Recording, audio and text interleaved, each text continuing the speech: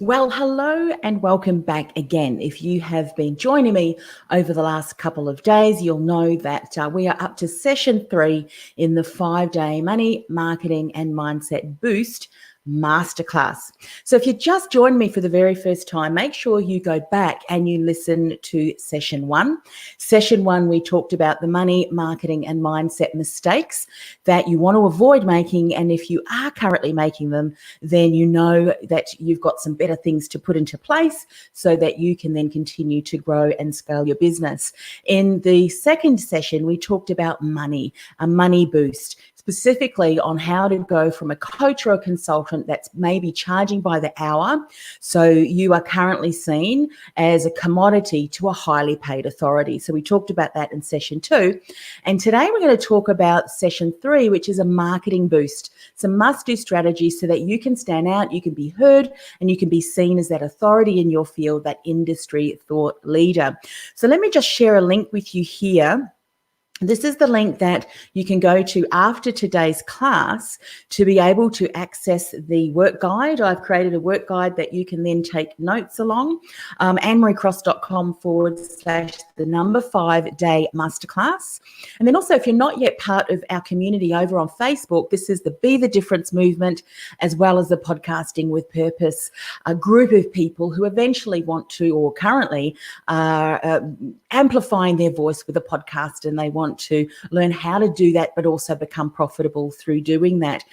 You don't have to have a podcast or want to start a podcast to be part of that tribe.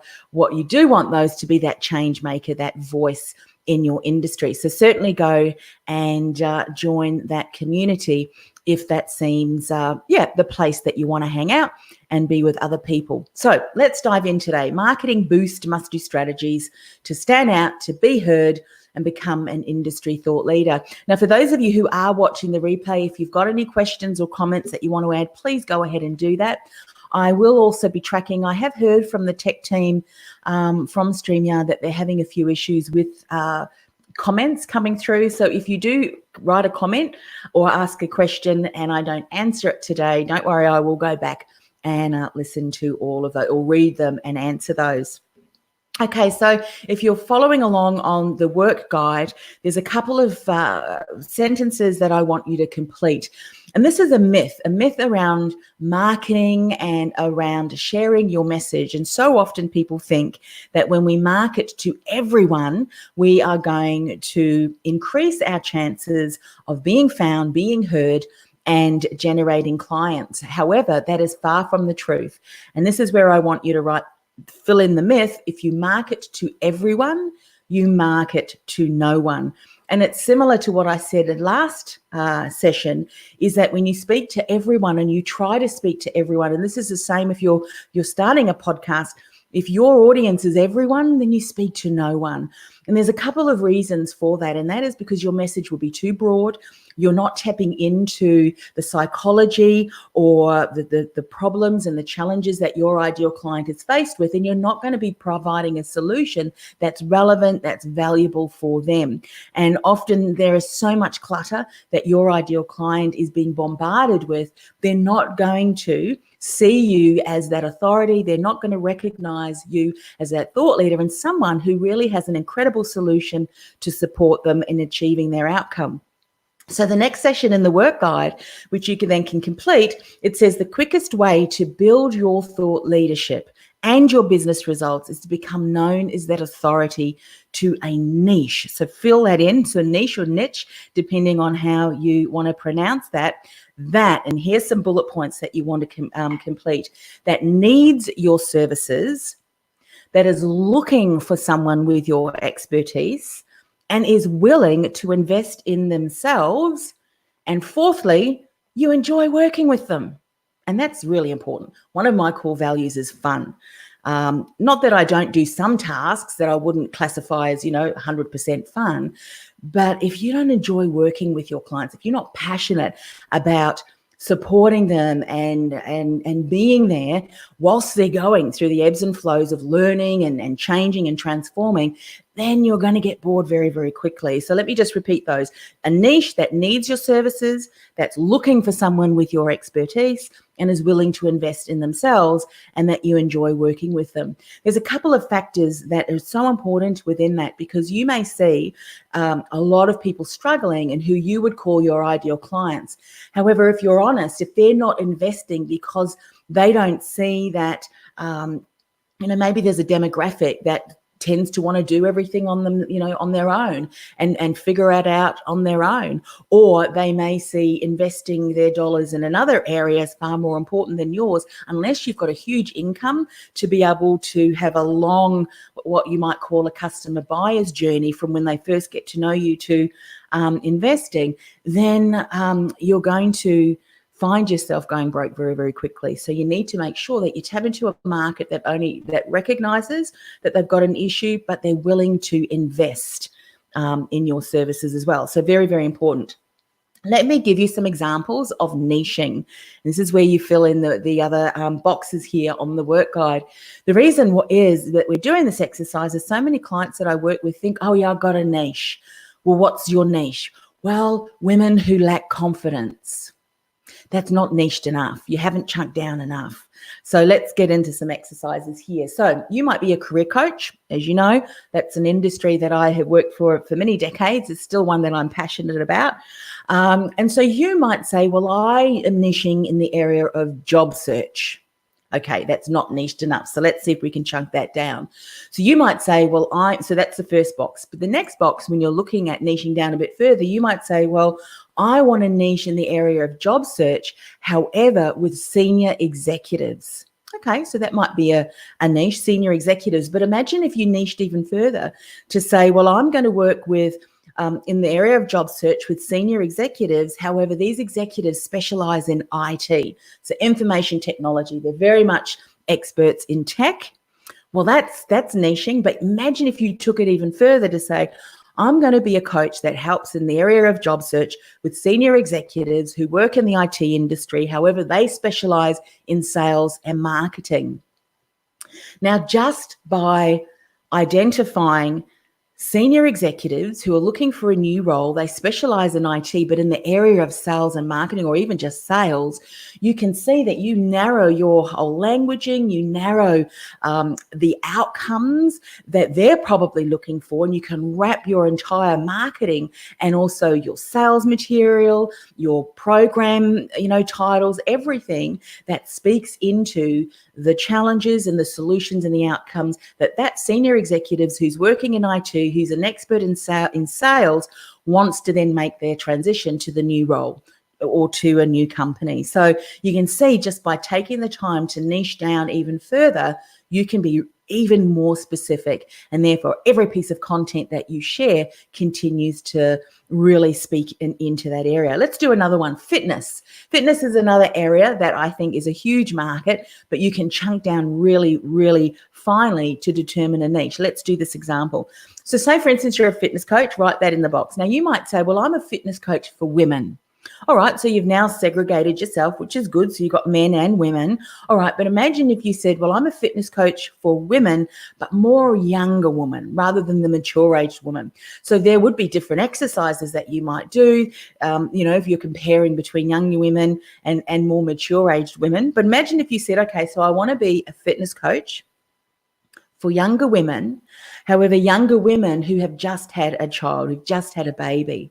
So you can imagine that there's going to be exercises, there's going to be things that you can do with her that enables her to get back to pre-baby weight. So what she's looking for, the conversations she's maybe having with her friends, or maybe even the conversations that she's thinking, and having with herself, like, she might be a lot tireder. She might have limited time to be able to do exercises. So you can tailor your packages specifically to suit a woman who's just had a baby, who needs to juggle, and maybe she's got younger children as well, to be able to fulfill her needs and help her achieve the outcome that she wants. So not only can you craft your message, not only can you develop a program that suits her, but now where does she hang out, the places that she hangs out online. And we know that millennials, younger people, tend to be what I've heard called the entrepreneurial customer.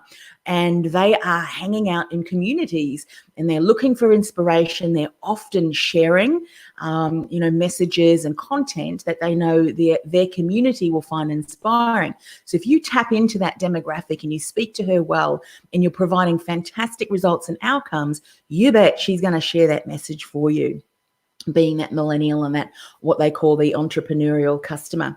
So I hope that through that exercise that you can look at, how am I marketing? Have I niched enough to be able to really cut through a lot of the noise and position myself as that authority, as that thought leader in that particular area? Now, it doesn't mean that you may not work with other people, but what often happens is because you're really making such a bigger impact and influence in the marketplace, you'll often have people who resonate with your message come to you and say, look, I know that I'm not a woman who's just have a younger child, but I'm wondering, do you work with, or would you consider working with me too?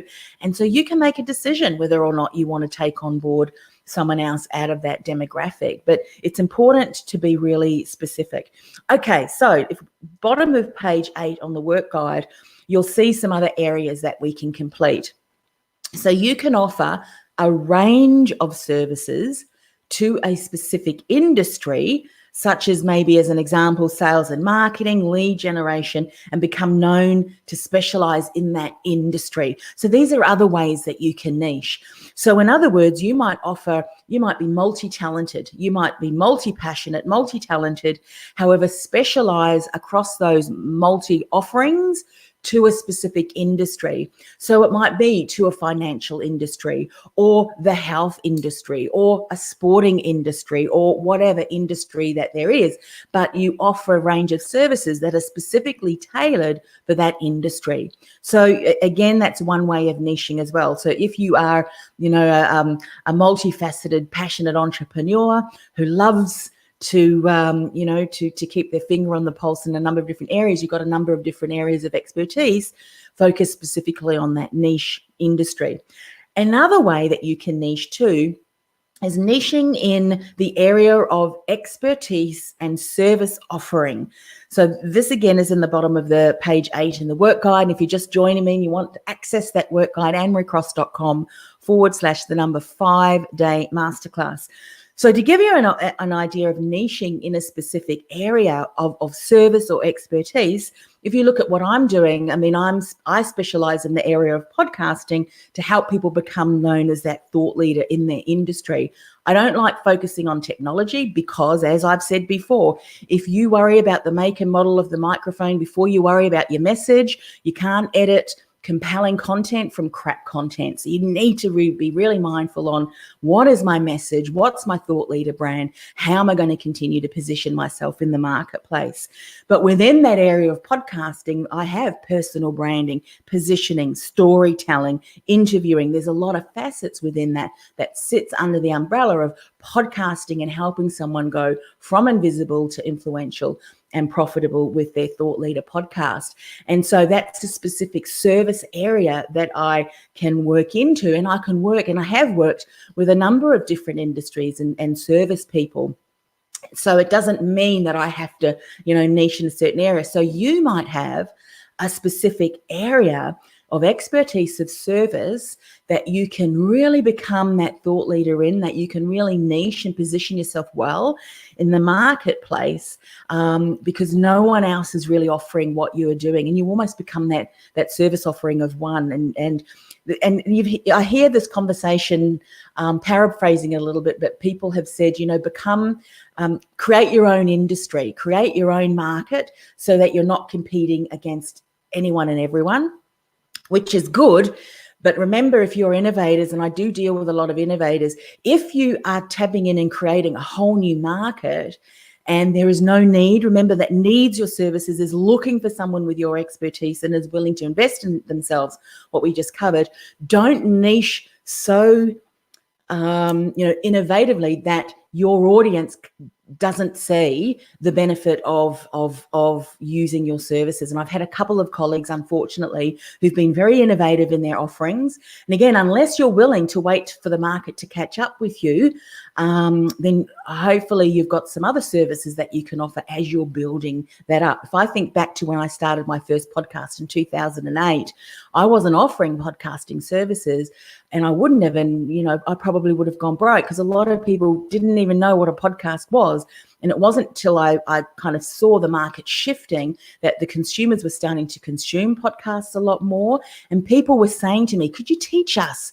I've often listened, and I hope this is helpful for you to know. There was a question I was asked, how do you know when to shift, and pivot your service offerings? Well, often when you see what's going on in the marketplace, you always need to keep your finger on the pulse. But also when people start to ask you, can you teach us? Can you show us? There's a balance between those two that you think, okay, well, maybe I should put something together. And then, through feedback, people would say, and trusted colleagues would say to me, yeah, I think you need to pivot and really start offering some services around that. So I hope that was helpful for you. You may be able to niche a specific service offering or product offering, but don't launch it yet until the market is ready to invest, unless you're willing just to have it sitting there and waiting to see what the market does. Okay, so let's move on to page 9, where we're talking about the benefits of being seen as a thought leader. Now, it's interesting. Edelman and LinkedIn did a study called the B2B Thought Leadership Impact Study, and this was just this year. And the impact study showed some interesting results. And again, fill this out in your work guide. 87% of decision makers have said that building thought leadership builds trust. So this is people who are purchasing products or services from thought leaders. So these purchasers and decision makers, 87% of them said that if a brand builds their thought leadership, it's going to build trust. The next bullet point, 89% of decision makers said that building thought leadership enhances the reputation. 58% of decision makers said that they would choose a business because of their thought leadership. And listen to this, 61% of decision makers said that they are willing to pay premium prices to work with a brand that articulates a clear vision through their thought leadership. Now, I shared this yesterday with a group of awesome women in business and said to them that it's important to cut through the noise by being really clear on what is my thought leadership message. Once you understand where you want to niche, is to create that message that continues to consistently build value in that area. And how do we determine value? Well, you need to, it's different for everyone. It's different for everyone, determining on who your ideal client is, what they're looking for, what they're struggling with, the solutions that they are searching for. And in some instances, our ideal clients don't know what they don't yet know. So you need to start creating content that speaks into their challenges. And then when you tap into that, you build rapport because you're speaking into that challenge. Then you can start to educate them. So engage with them first, then begin to educate them through the insights you share. And then as you're continuing to build that thought leadership, you entice them in a very compelling way to take that next step. And those people who are ready will do so if you've consistently provided that value in your content.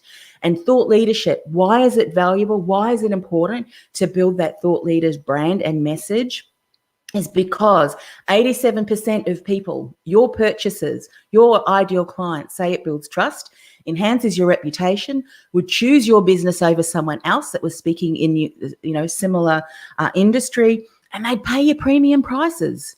Now, if that hasn't convinced you, then I don't know what will. But anyway, that's exciting for me and my clients anyway. So builds trust, builds your reputation to be chosen and being paid what you are worth, premium prices. So on the bottom of page 9, and I really do encourage you to grab this particular work guide, because in this guide, I introduced my distinction triad. I'm not going to go too deeply into that today, other than to fill in the gaps. So at the top of the triangle is aptitude, the bottom left is attitude, and the bottom right of the distinction triad triangle is approach. So aptitude, attitude, and approach. And you'll see in that particular triangle, there are other words there. So, you'll have to identify and be clear on all of those different things. But those three things are so important if you want to build your thought leadership. As we know, your aptitude is all about your talent. It's the skills and knowledge and strengths that you have built through practical experience, through your studies, through, courses that you've done, certifications that you've done, keeping your finger on the pulse, listening to podcasts, reading, all of that continues to build and shape your aptitude. But your aptitude is not just the only thing. You can be the most experienced, highly skilled person, but an absolute a-hole if you don't have the right attitude or approach. So you need to blend those together. I mean, what is your attitude? That really is your character. That really is your character. It's your mannerisms. It is sometimes your quirkiness, your quirky sense of humor. So you need to clearly define that and know what that is, and then bring that out intentionally in every single conversation, in every single interaction, conversation, because everything speaks your brand, especially your thought leader brand. And of course, your approach very much is impacted by your values, your core values. And that is, when you're clear on that, what intentional experience do you want to create each and every time someone has an interaction with you? So whether they're listening to your podcast, whether they are meeting you face to face, and as we know, your personal brand or your thought leadership brand, well, your personal brand, let's talk about that, is really your reputation. It is what people say about you when you're not in the room. It's what people think about you when your name is mentioned. And so, people are thinking about you or saying things about you, whether you choose to believe it or not. But wouldn't you like to be able to impact that positively and strategically by being clear on what are some of those core values, and especially the experience that you want to create, that other people will say about you? Oh, that person, she's so inspiring. Or that person is whatever it is that you want people to talk about. You've got a lot of integrity, knows what she's or he's talking about, will always follow through, dependable. What are some key words and experiences that you want to create consistently by being consistent in your approach?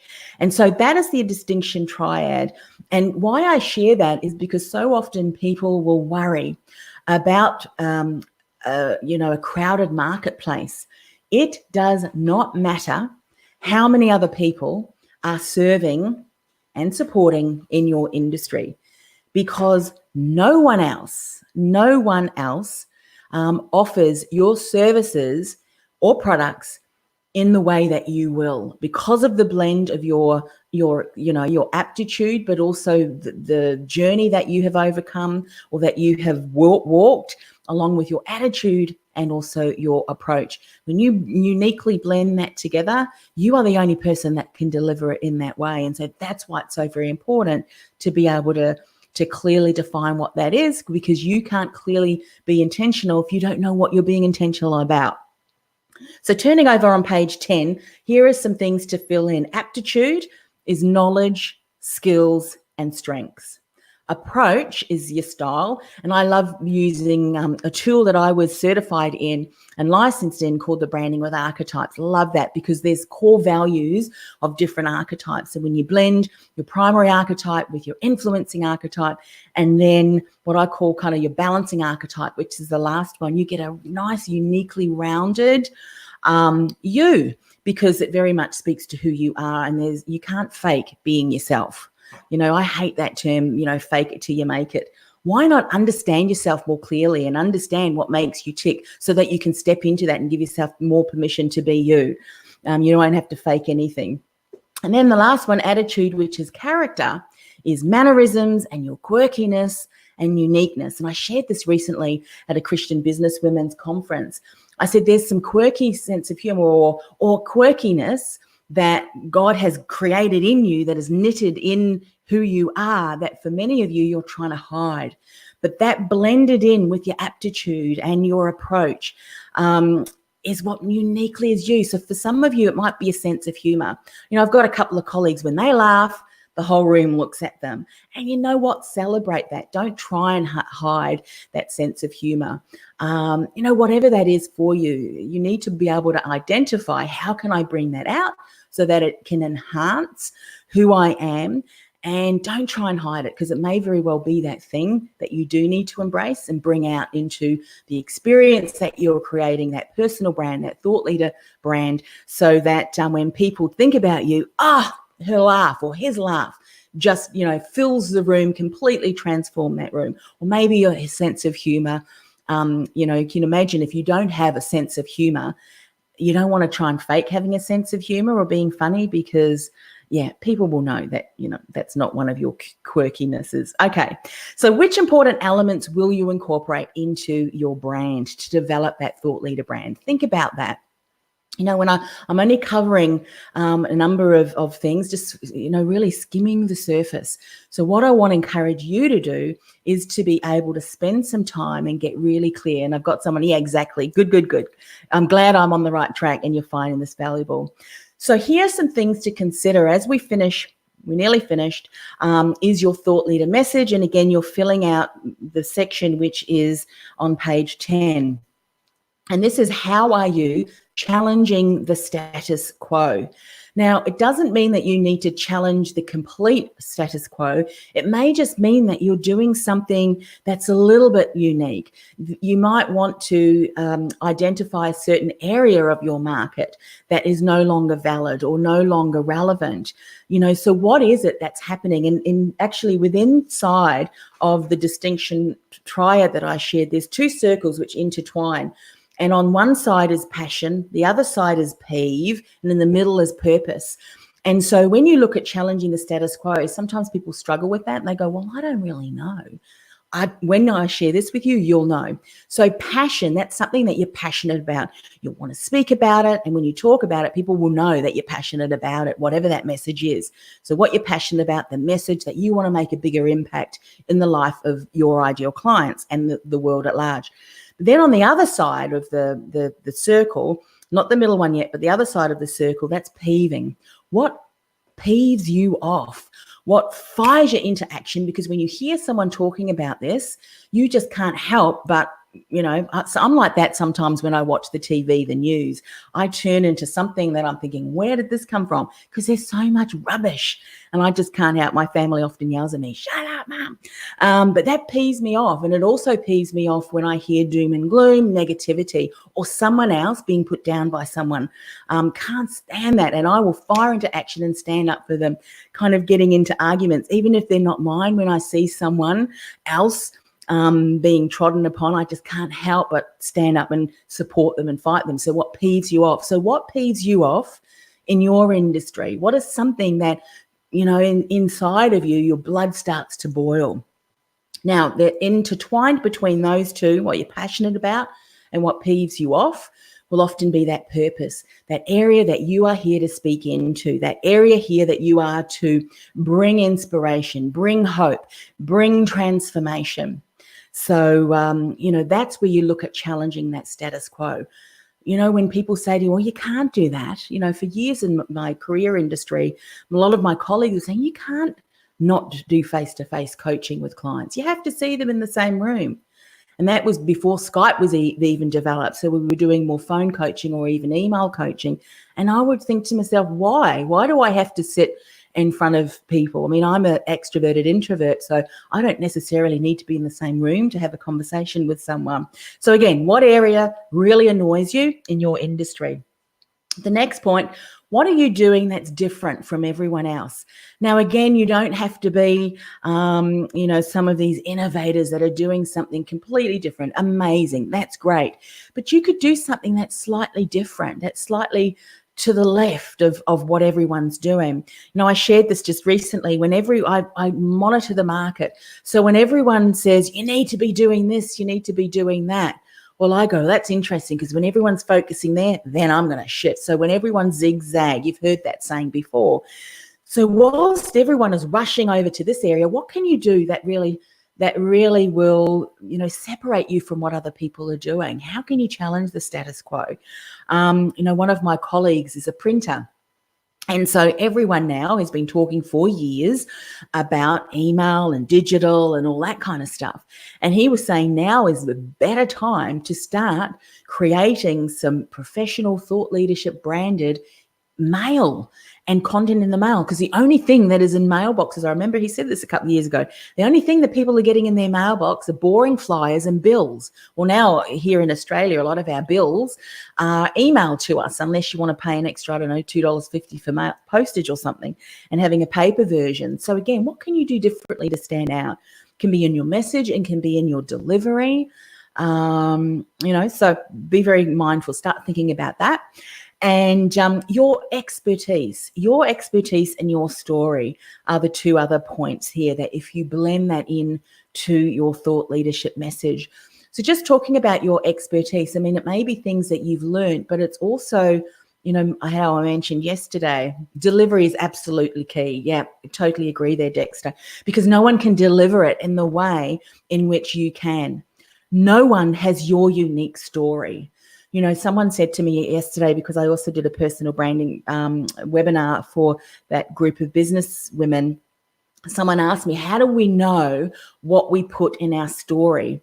And I'm going to create a bit of I think a step-by-step, but basically what I shared with them, and this is what I do with clients as well, is to say you need to understand who your ideal client is. You need to understand their struggles. You need to understand the conversations they're having to themselves or with their colleagues about what they are struggling with. And you also need to be mindful of the emotions that are going through them. Are they worried? Are they anxious?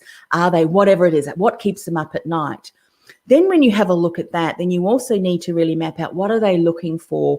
What are the insights that they're looking for? What are they searching for? Then what you do is you look at your story or your journey, and you look at some of the key challenges that you might overcome, the obstacles that you overcome, your learnings, your insight and hindsight. And as you're looking at who that ideal client is, and perhaps you've done a bit of a brain jump and a mind map, what are some of the key lessons that you've learned and key areas in your journey that you can then map across and show as relevant? Because your story has to weave a journey and information and insights and tap into the emotion that's going to really engage with your ideal client. So there's some things in your story that you'll leave out because it's not relevant to your particular, client or prospective client. It's not relevant because it doesn't engage with them. It's not building rapport, and it's not positioning you as that go-to person, as that solution, someone who can support them. So that's really how I would suggest. What are some key stages in your career, stages in your journey, life journey, personal, all experiences develop you into the person, into the character, into the expertise that you offer. And you've got to identify some of those core aspects and weave that into a story that flows. But as you're sharing that, you're building rapport, because someone who's listening to you is thinking, oh, that's me. That's what I'm struggling with. That's, and you're talking about things such as hope and possibility and outcomes that your ideal client's looking for. So that's how I would encourage you to start looking at some of the core components that becomes your story, but it's very much woven in your thought leadership. Now, when you're talking about, and this is what happened yesterday, and to one of the women who gave feedback that she's in the process of developing her brain, and she says, well, I know what I'm passionate about, and I know what peeves me off. And she was in the area of security. Hey, David, she was in the area of security, cybersecurity. And so she came from corporate backgrounds, but so she was passionate about helping people, businesses, ensure that their online content and passwords and so forth was safe and secure. But what used to peeve her off, and still does, which is why she's now gone into business, is she wants to help smaller businesses, and she wants to uncomplicate things, de-jargonize the cybersecurity and make it doable, achievable, and understandable to a smaller demographic. And that's what peeved her off. That's what made her now want to target a smaller market. So I said to her, well, you need to weave that, make sure you weave that into your story, because what that does is in it shows people, why she's passionate, what peeves her off, but, and also because how many people will be sitting in the audience thinking, oh, yeah, I'm a smaller business and it is confusing to me and I have no idea. But then I said to her, what you need to do is identify in that story some of the things that can happen. Again, we don't know what we don't know, but weave in some stories of things that can happen if we don't have a strategy in place to ensure cybersecurity for our content. And then from there, when you've built that rapport and everyone who is your ideal client, you've tapped into the psyche of your ideal client, then you can start to share some insights. Here are some things that you need to know, provide some insights, and then of course your call to action. So again, you can weave in your story and your message the things that you've identified, what you're passionate about, and also what peeves you off. But the most important thing is to start getting that down on paper. I realize that it's going to evolve. If I look back to some of the stories that I now share, depending on my audience and what's relevant, it will be determined by who they are, where they're at in their journey. However, I do know that there are some key aspects of my story that I share, especially when I'm asked, how did you get into podcasting? So I now know, the story components that I want to share. And so I can share my story in 30 seconds, in 60 seconds, in 90 seconds, or I can weave an entire lesson around that. But more importantly, and I'll leave with this, when you share your story, this might sound contradictory, don't make it all about you. What do I mean by that? When you're sharing your story, if you do so in a way, and this is where Dexter's important delivery is key, because you want to engage and you want to interest people, you need to do it from a point of view of a learning, of insights, of outcome focused for your audience. Because if you can share your story in a way that's interesting to them and learning to them, they're going to listen rather than you going on about I. Yes. Okay, David, you like to appear on people's podcasts, but you never get asked. There you go. Maybe I'll do a training on that. How about that? I'll do another training, an upcoming training to see if we can give you some insights on that. I've been asked by thousands of people over the years, so know what sort of attracts my attention for sure. Part of that is what we spoke about today, is wrapping your story around what's going to be relevant for your audience, and of course, in response to David's question here, an audience of a podcast host as well. So there you have it. That is wrapping up for session. What are we up to? Session 3. Tomorrow, we're going to talk about a mindset boost. So I hope you can join me. If you can't, that's okay. I'm going to leave these recordings up for people to find and watch at a later date. But we're talking about a mindset boost, 3 crucial shifts that enable you to go from invisible to influential and profitable, so that you can finally have a business and a lifestyle and the freedom that you've been working so hard for. So hope you'll join me. Where can you see my podcast? industrythoughtleaderpodcast.com. industrythoughtleaderpodcast.com, Dexter. I also have a number of other podcasts as well.